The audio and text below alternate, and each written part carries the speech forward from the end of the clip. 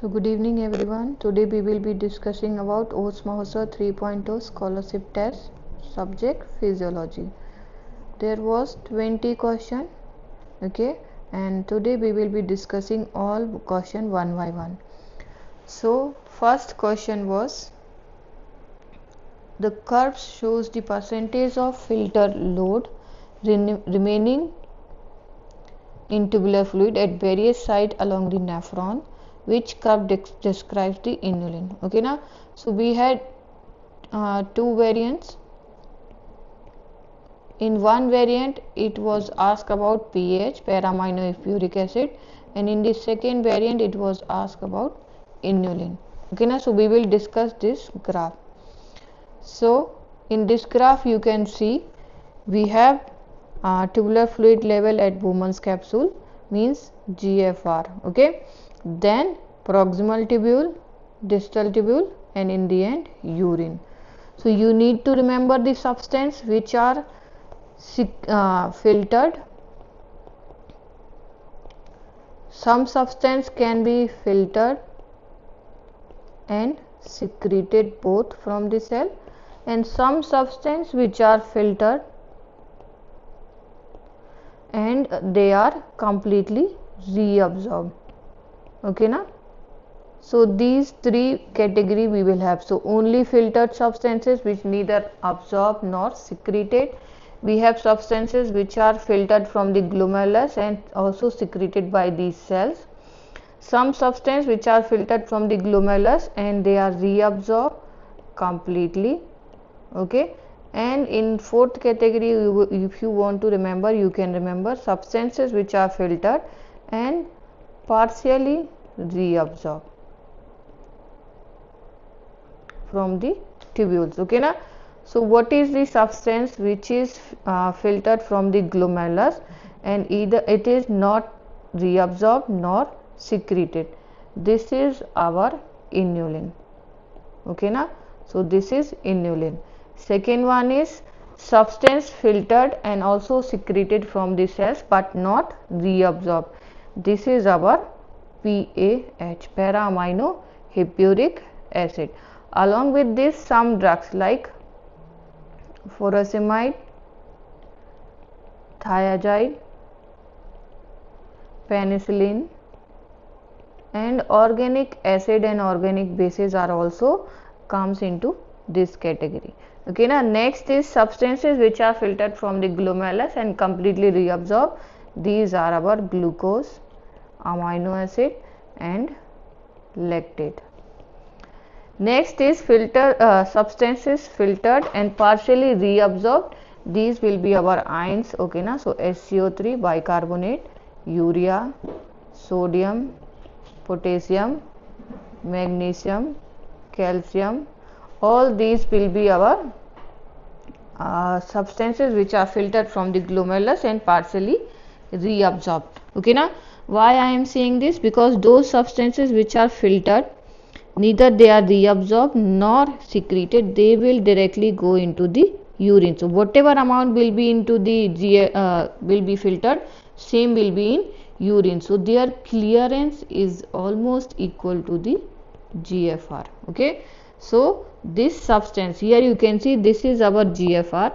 So substance 100% filtered and it has directly gone into the urine. No reabsorption, no secretion. Okay, now if it is getting any substance is getting reabsorbed, the concentration is getting lower, but if any substance which is getting secreted, the concentration is getting higher. Okay, now so in this graph, this below part is showing the reabsorption into the tubule and this upper part is showing the secretion into the tubule. So if any substance which is neither secreted nor excreted, this will be our graph C. So which will be inulin will be our graph C. So in this question they are asking about inulin, so correct answer will be C. But next is saying filtered plus secreted, means initially it was 100% filtered, but then it is also secreted by the luminal cell. So then this will be our graph D. So it is showed by the para-aminohydric acid, furosemide, thiazide, penicillin, organic acid, organic bases. Okay na? And if you want to remember, the here clearance will be equal to the renal plasma flow. Okay na? So in another variant, if they have asked you in another variant we have asked you about para amino hippuric acid, so their correct answer will be graph D. Then in graph A you can see, so graph A, it is showing it is filtered, and then in proximal convoluted tubule it is almost 100% reabsorbed. So this will be our completely reabsorbed one. So glucose, amino acid, lactate, they will be the graph A. And in graph B it is showing that it is filtered, but it is getting reabsorbed, but some amount will also come in urine, so means partial reabsorption. So this will be showed by bicarbonate, urea, sodium, potassium, magnesium, calcium, all these will show this. Okay na? So this is our graph interpretation. Okay, so inulin will be graph C, para-amino hippuric acid, all these drug will be graph D, glucose and all will be graph A, and partial reabsorption will be graph B. So correct answer in this case will be inulin, and if in question they I have mentioned para-amino hippuric acid, in that case answer will be D. So this is our first question. Second is, which of the following inhibit appetite by counteracting the effect of neuropeptide Y? So before going into the question detail, we need to know we have two types of pathway. Okay now, one is orexigenic pathway, another one is an orexigenic pathway. Okay now, orexigenic pathway means it will stimulate appetite, you will feel hungry. Okay na? And anorexigenic means it will suppress appetite, means you will feel satiety. Okay na? Next, orexigenic pathway main mediator will be neuropeptide Y and AGRP. AGRP means agouti related peptide, and these are located in arcuate nucleus of hypothalamus. Okay na? How they will work?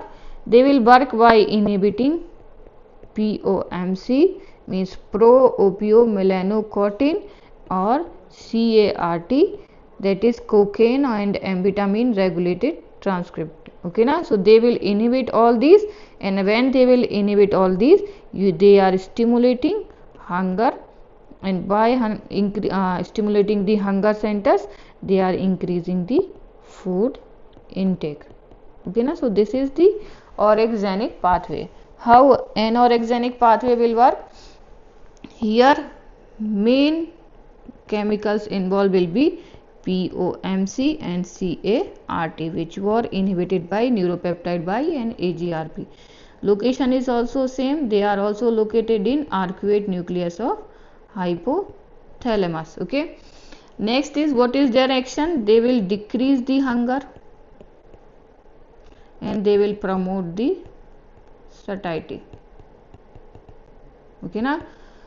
So how they are causing? When we have more POMC, pro-opiomelanocortin, or CART, cocaine amphetamine related transcript, they will help releasing alpha MSH. Okay, then it will act onto the MC4 receptor, and which will suppress the appetite. Okay na? So this is how they are working. In this question they are asking which is work by counteracting the neuropeptide Y, means which is suppressing the neuropeptide Y. So first these are suppressed by, okay na? So first you need to remember who will suppress the neuropeptide Y. So before going into the suppression, you need to know neuropeptide Y is a most potent appetite stimulator. Okay, and whenever it will get stimulated, it will cause more lipogenesis and increases fat storage. Also this will causes carbohydrate cravings. And this increased Y, who will increase this? Increase by ghrelin which is secreted by stomach. It is increased by cortisol. It is increased during the fasting and even during the stress. So these all will stimulate the secretion of neuropeptide Y. But who can work by decreasing this? So this is decreased by leptin secreted by adipose tissue. It is also by insulin, peptide YY and cholecystokinin. So all these will work by suppression of neuropeptide Y. So can I say these will be our satiety one? Okay, na? So whenever they will suppress neuropeptide Y, patient will have satiety. So who will work by suppressing or counteracting the neuropeptide Y? Orexins? No, because the pathway, all these are also called as orexins. So pathway is orexinic, so they will not. Cortisol work by increasing, so this will also not be the answer. Ghrelin also increase the neuropeptide Y, so correct answer will be leptin. So whenever leptin is released from the adipose tissue, it will suppress the neuropeptide Y and it will causes satiety. Same this, if they will ask you in the other manner, so this pathway or this pathway is stimulated by leptin and insulin. Okay na? So who will suppress the orexinic pathway will stimulate the anorexinic pathway. So this is how this will be the answer. Next is the reflex in which there is inhibition of gastric emptying when there is acid or hypertonic solution in the duodenum. So first we will understand about few reflexes. First is enterogastric reflex. Second one is gastrocolic reflex. Third one is gastroileal reflex. Okay, now mainly these three we need to understand. So enterogastric, it is stimulated by duodenal distension. Okay, now so when duodenum is dilated, this will stimulate, or acid or hypertonic solution in duodenum, which will also lead to the stimulation of enterogastric pathway. What will be the action of this? What it causes? It will inhibit the gastric emptying. Okay, na? So it will inhibit the gastric emptying. Next is gastrocolic, means colon and stomach. So who will be the stimulator? Gastric distension. So whenever you are eating, or eating can stimulate gastrocolic reflex. What will be the action? It will increases colonic motility. Okay na? Gastroileal stimulus will be gastric distension, same eating, and action will be, it will increases ileal peristalsis, movement of the ileum are increased, and also it will help relaxes ileocecal valve. Okay na? So these are the main three reflexes you need to remember. So they are saying inhibition of gastric emptying because in duodenum we have something, so correct answer will be enterogastric. Suppose if they have write you that there is a person who came to us that whenever he is eating he is feeling motion, or like he want to go to toilet or something, then the answer will be gastrocolic. Okay na? So this is the correct answer in this condition. Next is a man had GI fluid loss for which he was being given oral rehydration solution. Glucose absorption from his gut will utilize which of the following transporters? So first we will understand, so what is about GLUT1? GLUT1 is a insulin independent transporter, means glucose transporter. It is mainly present in RBC, present in brain, cornea and placenta. Okay na? And what is the main substance for this? That will be glucose and galactose. Okay, so if it is not present in GIT, it will not help. Next is GLUT5. GLUT5 is present, also a insulin independent one. Okay na? It is present in small intestine and present in sperm, and it is mainly used, or substrate will be fructose. Okay na? So this will also not help. Next is SGLT2. The channel is named, this is called as sodium glucose transporter 1. Sodium glucose transporter 1 is a secondary active transporter which and it will help in absorption of glucose in GIT or small intestine. So this will be the correct answer. Next is NCX, means sodium calcium exchanger. It has no role in the absorption of glucose. So correct answer will be SGLT2. So we have two SGLT channel, SGLT1, SGLT2. One is mainly present in intestine and helps in absorption of glucose. 2 is mainly present in PCT, where it will help us to absorb glucose from the glomerular filtrate. Then GLUT, we have so many GLUT.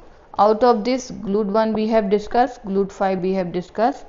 You need to remember that only GLUT which is insulin dependent is GLUT4.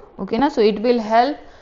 It is mainly present in adipocyte and it is dependent on to the insulin. And GLUT3, you need to remember, it is present in liver, pancreas, mainly beta cells, kidney and small intestine. And this is the GLUT which will help, this is GLUT2 which will help us to release insulin into our body. So by stimulating the entry of glucose in pancreas, it will also help us release of insulin. So here correct answer will be SGLT1. Next is, which of the following statement best describes the mechanism of action of insulin on target cell? So here you need to understand that we have two types of receptors which are protein, receptors which are steroid. Protein receptor, these are mainly present onto the cell membrane. Steroid receptor can be present into the cytoplasm or can be present into the nucleus. So I will give you a small list of receptor you need to remember. So those protein receptor are GPCR, G coupled protein receptor. This G coupled protein receptor can be GS, can be GI and can be GQ. So for GS you need to remember V2 receptor of ADH, that is GS. Then all those epinephrine, norepinephrine, all those will also be our GS receptor, or they will work by GS receptor.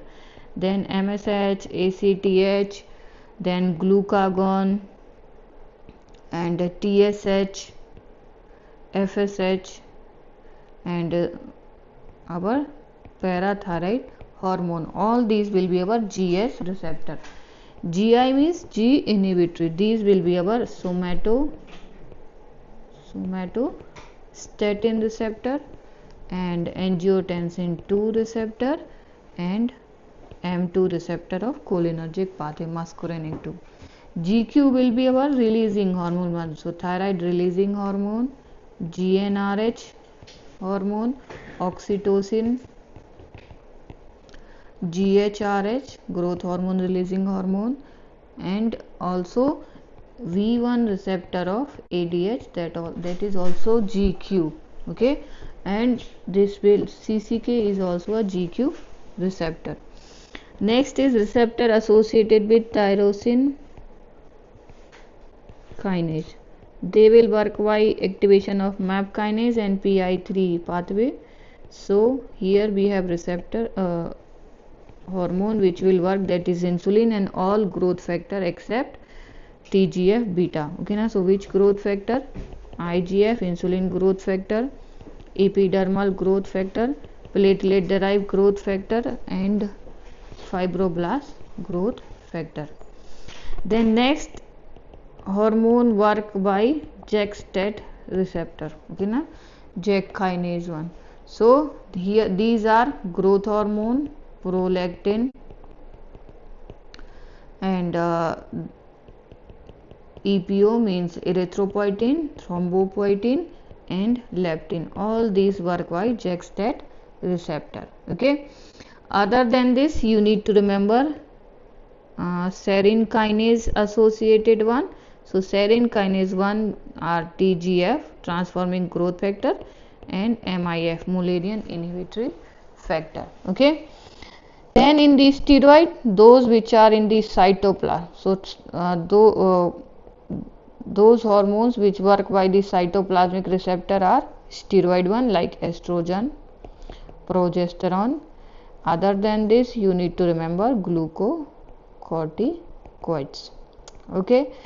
Next, those which work by the nuclear receptor, or they have receptor in nucleus, will be thyroid and vitamin D. Okay, na? So this is the very like small list of receptor you can remember. So here they are asking us about the insulin. So we will read option one by one. First option is saying insulin binds to the transmembrane receptor onto the outer surface of plasma membrane. Means they want to tell us about protein receptor, activating tyrosine kinase in the cytosolic domain of the receptor. Okay, na? So here is the list of tyrosine kinase, and it says insulin work by, so this will be the correct answer. We will read other. So insulin binds to cytoplasmic receptor, transferred as a hormone receptor complex to gene to modulate genetic expression. No. Okay. Next is insulin binds to a receptor onto the outer surface of plasma membrane, activating adenyl cyclase in GS protein. So no, insulin is not work by GS protein. Okay, na? So these are the steroid one, these are the GPCR. So the insulin enters the cell, causes, so this is also by the GS receptor. Okay, so here correct answer will be insulin. So this is the small list about the receptor. Next is next question is saying peripheral and central chemoreceptor may both contribute to increase in ventilation that occur as a result of which of the following. Means we have to answer in the combination.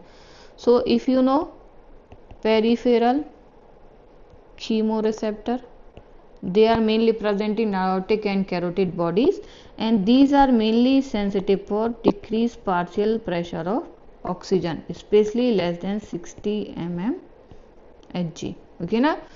Then we have central chemoreceptor.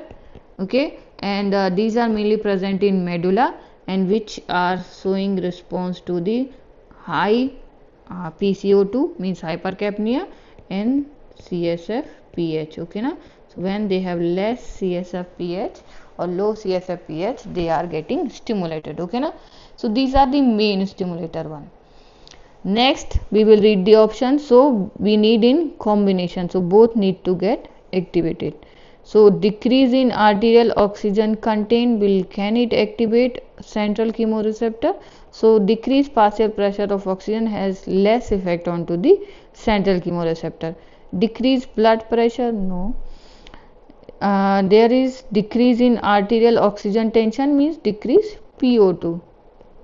This is also not. So correct answer will be increased arterial carbon dioxide tension. Okay, now this will be the correct answer. Why? Because peripheral chemoreceptor will also be stimulated by increased partial pressure of carbon dioxide. Okay, now so hypercapnia can also stimulate peripheral chemoreceptor also and central chemoreceptor also. So correct answer will be increase in arterial carbon dioxide tension.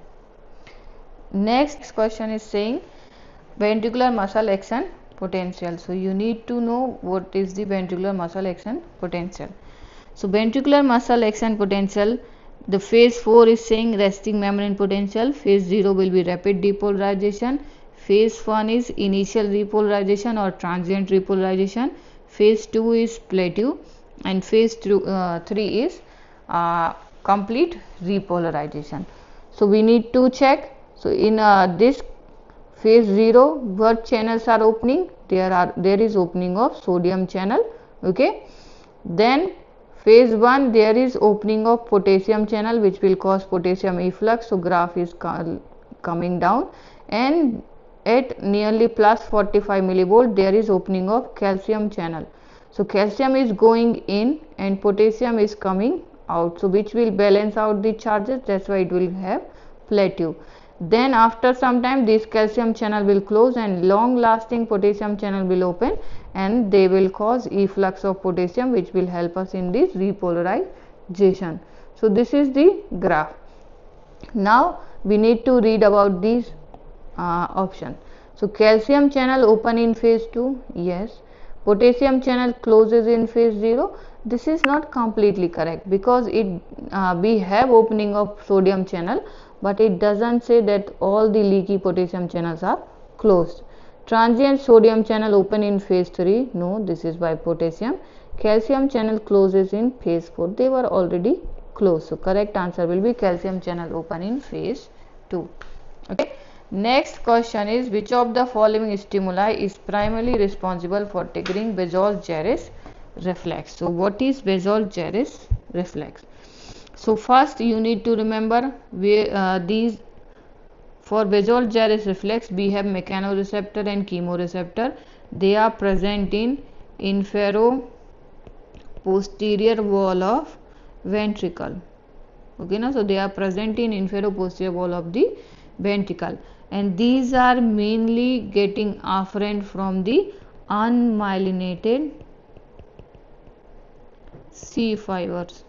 Okay, now so the afferent is from the unmyelinated C fibers. Okay, so they will take the sensation to the medullary cardiovascular center, and what will be the effect? They will increases parasympathetic nervous system, means they will stimulate the vagus, and they will decrease the sympathetic nervous system. Okay, now so sympathetic tone will be less and parasympathetic tone will be more.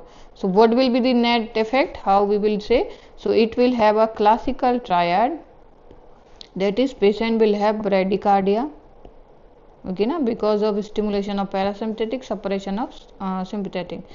They will have hypotension, along with that they have vasodilation. Okay, na, so these will be the effect of Bezold-Jarisch reflex. Okay, then in the question it is asking which stimuli is primarily causing the stimulation of Bezold-Jarisch reflex. So first option is saying decreased venous return, second option is saying decreased parasympathetic stimulation, third is saying increased sympathetic stimulation, and fourth is saying activation of cardiac C fiber. So what do you think? What need to be the answer? Okay, na? So if venous return is less dilatation, so less stimulation, so this will not be the correct answer. Decrease parasympathetic, no, because if we have more parasympathetic, then only the reflex is working. Increase sympathetic, no, sympathetic system is suppressed, so activation of C fiber will be the correct answer. Okay, na? So this is Bezold-Jarisch reflex. So Bezold-Jarisch reflex says, okay, so this reflex is also called as coronary chemoreflex, and in this reflex we have classical triad of bradycardia, hypotension and vasodilation. Afferent is from the unmyelinated C fiber, so activation will lead to the Bezold-Jarisch reflex. Efferent will be increased parasympathetic and decrease sympathetic.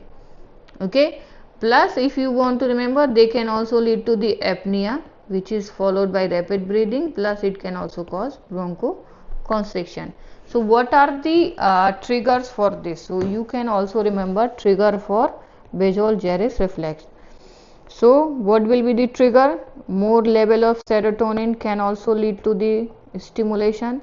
Then there is a drug called as veratridine, okay, chemical name capsaicin, and phenylbiguanides also will stimulate. Other than this, you need to remember myocardial infarction or reperfusion injuries. Okay, na?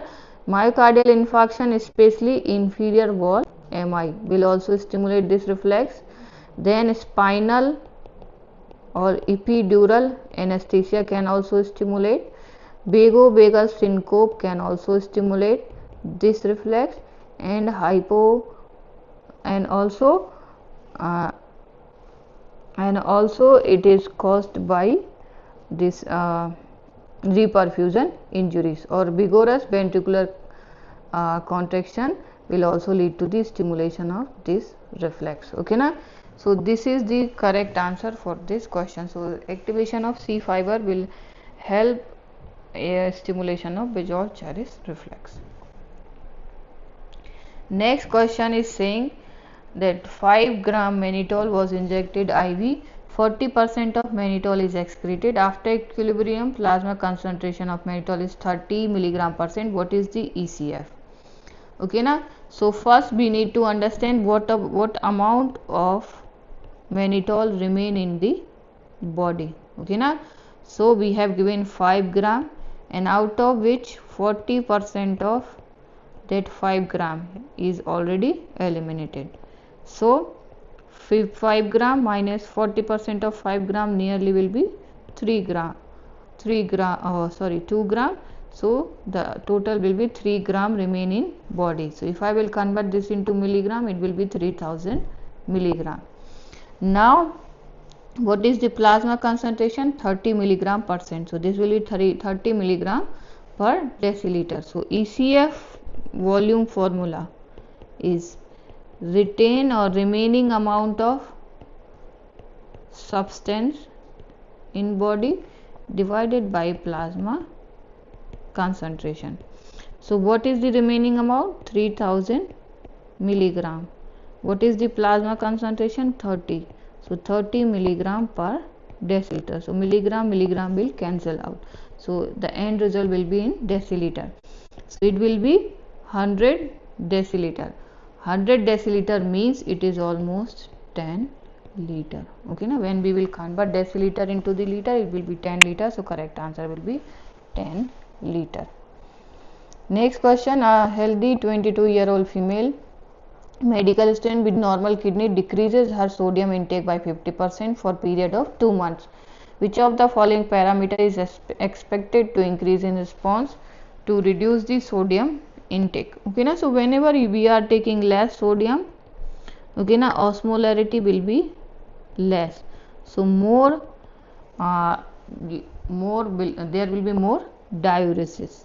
Okay na, so it will causes decrease in ECF volume and decrease in blood volume or blood pressure, and whenever we have these decrease, it will stimulate sympathetic nervous system, and sympathetic nervous system will stimulate beta 1 receptor in kidney, which will help us release renin. So renin will be released.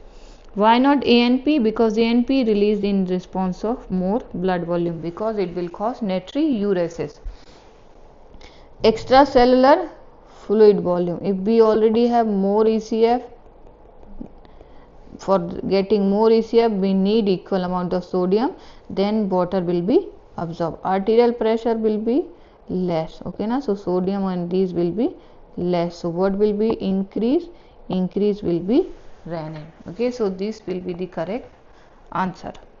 Okay, so next question is saying there is 45-year-old man undergoes spirometry. FeV1 is 2.8 liters, 70%. FVC is 5 liter, 100% predicted, but the ratio is FeV1 and FVC ratio is 0.56. 20 packs of smoking. We need to tell about the pathophysiological mechanism of reduced FeV1 FVC ratio. Okay, so we need to tell about the mechanism behind this. So if you know, whenever somebody who is having less FeV1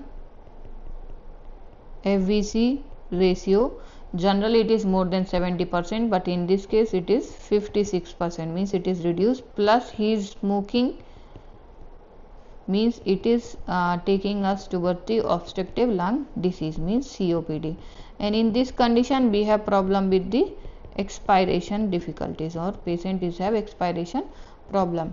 This expiration difficulties having two mechanism. One mechanism is small airways obstruction. Okay na, this obstruction can be because of inflammation, mucus plugging, and it can also be because of smooth muscle hypertrophy, which is increasing the airway resistance. Okay na, so this is the one mechanism. Other mechanism is loss of recoiling or elastic recoiling because of emphymatous destruction of the alveoli wall. Okay, so we will read one by one. So first is option is saying reduce lung compliance, interstitial fibrosis. This is more towards restrictive lung disease. In restrictive lung disease we can have reduced FVC, okay na, but the ratio either will be normal or increase. So FEV1 or FVC ratio can be normal or increase in restrictive lung disease, only forced vital capacity will be less. Okay, second one is saying decrease alveolar surface area from emphysematous destruction. Okay na, this is telling us that whenever we have more like less surface area, it will tell us that there is more decrease in diffuse lung capacity. Okay na, so it will primarily affect the gaseous exchange, not the ratio. Okay, next is saying increase airway resistance from small airway and loss of elastic recoil. Yes, this will be the answer. Next is saying bronchial smooth muscle hypertrophy without airway resistance. No, if they have mentioned with, then this will also be the correct answer. So correct answer in this case will be increase airway resistance from small airway obstruction and loss of elastic recoil. Okay na, why not emphysematous destruction? Because if we have less surface area, it mainly affect the gaseous exchange, so diffuse, that DLCO will be reduced, but they have less effect on our FEV1 FVC ratio changes. Okay, next question is saying in the transition from Graafian follicle to a functional corpus luteum, which of the following events is correct? Okay na, so Graafian follicle to corpus luteum, if you know, Graafian follicle is having granulosa cells.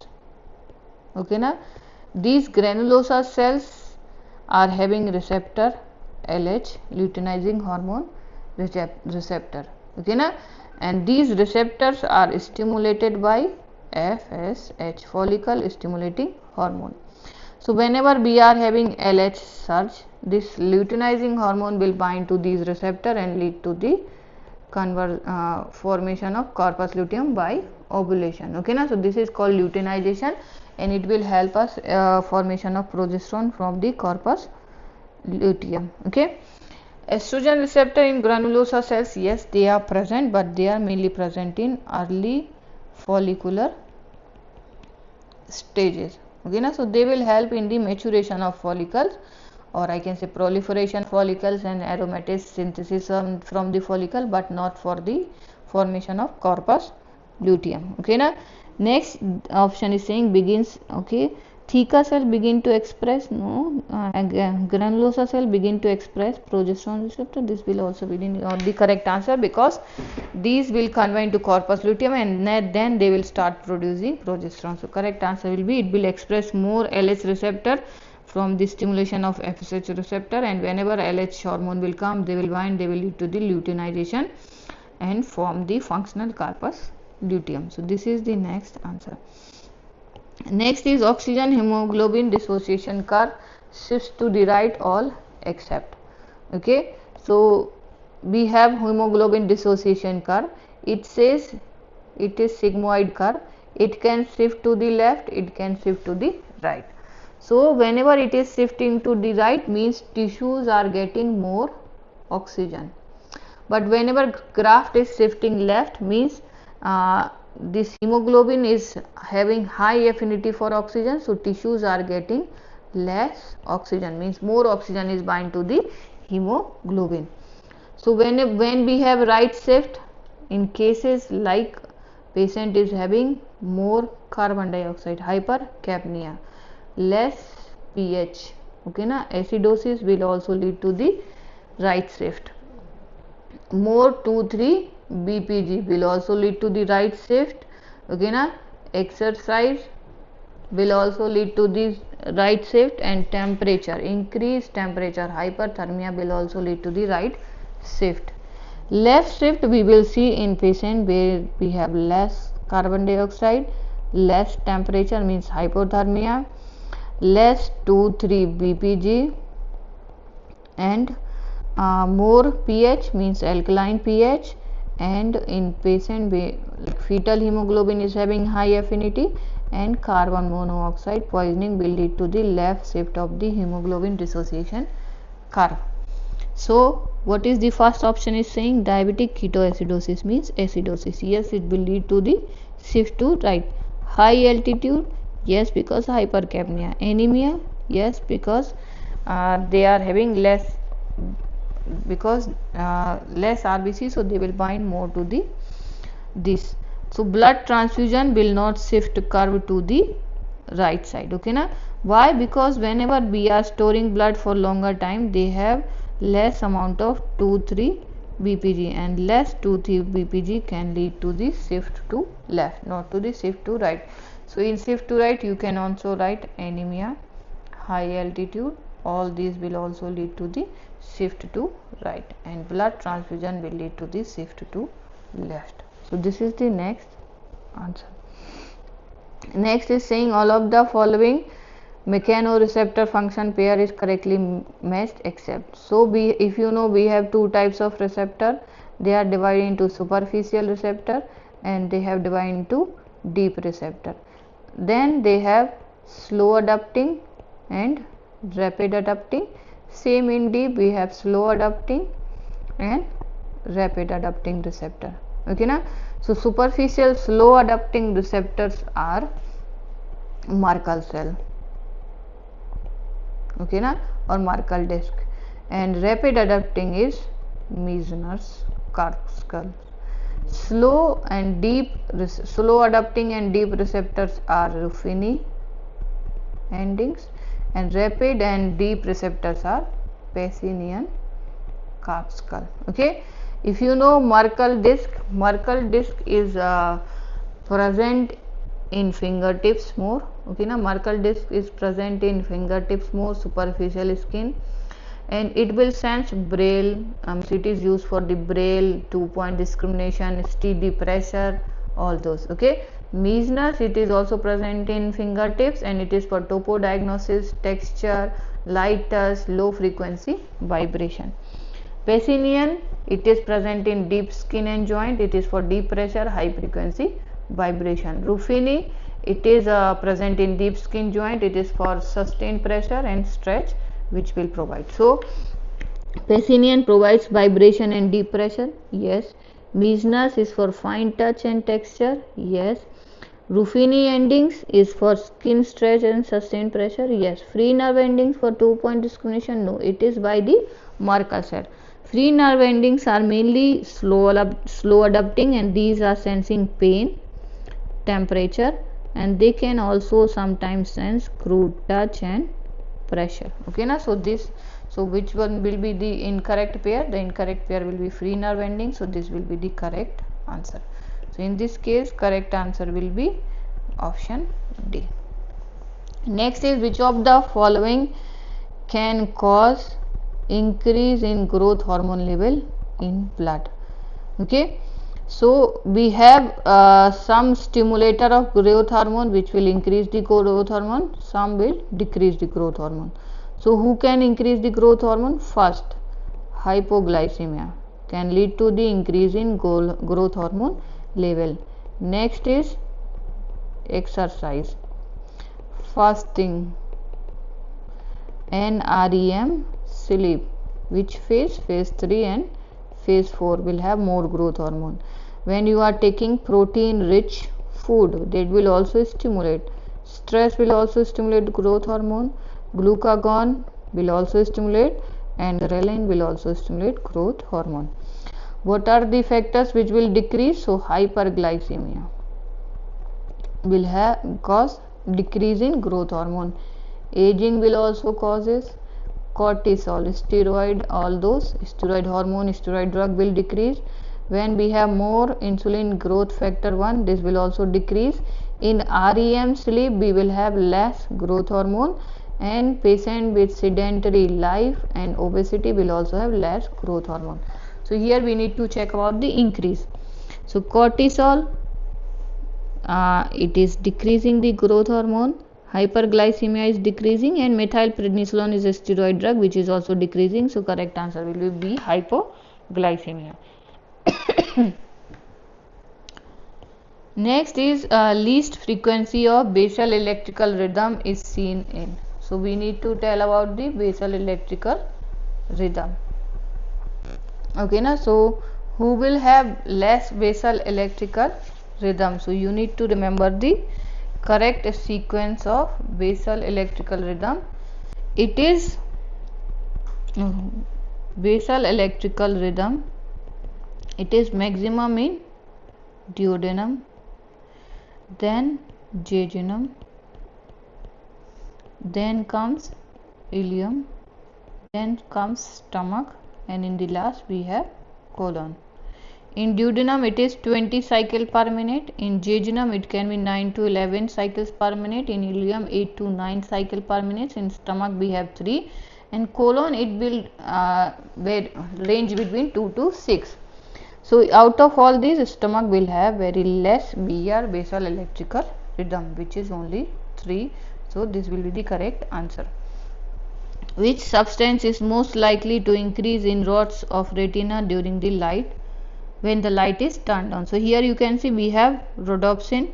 Whenever light energy is coming, it is converted into beta-rhodopsin, lumirhodopsin, then meta-rhodopsin 1 and 2. So after seconds of, so they have written nanosecond, it will be betho, then in microsecond will be lumi, millisecond meta-rhodopsin, and in a second it will convert to meta-rhodopsin. So correct answer will be meta-rhodopsin. Which of the following structure in the heart are known for their rapid conduction of electrical impulse? Okay, now, so in heart, if you know, we need to remember about the conduction velocity. If you remember conduction velocity, in the heart conduction velocity is maximum or fastest is for the Purkinje fibers. Okay, na? For Purkinje fiber it is 4 meter per second. Then bundle of his comes next, and bundle branches, they have 1 to 1.5 meter per second. Then comes atrial muscles, then comes ventricle muscles, then we have SA node, and in the last we have AV node, which has very less or slowest conduction velocity, which is 0.05 meter per second. So here correct answer will be Purkinje fiber, because it is having very rapid conduction velocity. Next question is about respiration. So damage to the pneumotaxic center with vagus nerve causes which type of respiration? So we have respiratory center in medulla and in bones. In medulla we have two respiratory center. One is dorsal group of neurons, so dorsal respiratory center, ventral respiratory group. Dorsal respiratory group, it is mainly for the inspiration. Okay na, so it will help us, or it is the main respiratory center which controls the basic rhythm. So it get afferent from the peripheral chemoreceptor, okay, and it will send stimulus to the diaphragm from the phrenic nerve or by the phrenic nerve. Whenever any lesion in dorsal group, it will lead to the severe respiratory depression or patient will have apnea. Ventral respiratory group neurons, they are mainly present in ventrolateral part of medulla. These are normally inactive during quiet breathing. Okay, na? So they don't have any use in normal breathing. They are mainly used for the forced breathing patterns. Okay, na? So whenever you are doing exercise or any stress, then these will activate, and they can control both inspiration and expiration, but these are mainly for the forced expiration. Okay, and they will work via stimulating accessory muscles like in internal intercostal and abdominal muscles. Whenever any lesion in this area, it will mainly impair the forced breathing. In bones we have two centers. First center is pneumotaxic and second center is apneustic. Pneumotaxic center present in upper bones, and it has main work that it will inhibit the inspiration. Apneustic center is present in lower bones, and it will causes inspiration, prolonged inspiration. So pneumotaxic center work by inhibiting apneustic center. So whenever this pneumotaxic center is activated, we have more respiratory rate, but tidal volume will be less. But here whenever apneustic center is overworking, patient will have inspiratory gasp. Inspiration will be prolonged. Okay, now any lesion in pneumotaxic center will lead to the over activation of apneustic center, so it will lead to the apneustic breathing. Okay, now apneustic breathing means their patient will have prolonged inspiratory gasp, and along with if they have vagal loss. So for this you need to remember types of inhibition. Okay, so if pneumotaxic center is inhibited, so if we have this type of diagram, so if any problem in this A line or any cut above the pons, means higher centers are not able to regulate the breathing, then depends if vagus is intact or vagus is cut. If vagus is intact, they will have rapid shallow breathing. Okay, but rhythm will be maintained. And when vagus is not intact or vagus is cut, they will have rapid shallow breathing, but it will be more irregular. Then second cut, if it is just below the pons, okay na, in this you need to remember that if vagus is intact, rhythm will be normal, but breath will be more deeper. But if vagus is cut, this will convert into apneustic breathing, means you will see more inspiratory gasps, means prolonged inspiration. Third is cut in medulla, which is sparing the lower part of medulla. So if vagus is intact, patient will have only irregular gasping, but if it is cut, then more irregular breathing. And if they have cut just below the medulla and means spinal level, then there will be no breathing, then they will have complete apnea. Okay na. So why vagus is required? Because vagus is help us into the Herring-Brewer reflex, because if vagus is not working, we will not get any sense from this stretch reflex. That's why they will have problem. So first option is saying deep and slow breathing. This is a more like you will see in Kussmaul breathing, and in this you will this will not be the correct answer, because pneumotaxic center, if vagus is also cut, you will not see this type of pattern. Kinney-Stokes breathing, it shows crescendo decrescendo with apnea. This is also not the correct answer. Shallow and rapid breathing, this one you will see in restrictive lung disease or all those. So here correct answer will be apneustic breathing, because pneumotaxic center is not working, so apneustic center will be working more, and since vagus is also not working, so they will have more apneustic type of breathing. Okay na. So these are the 20 question of physiology, and if you have any doubt you can comment, and do like, share and subscribe to our YouTube channel.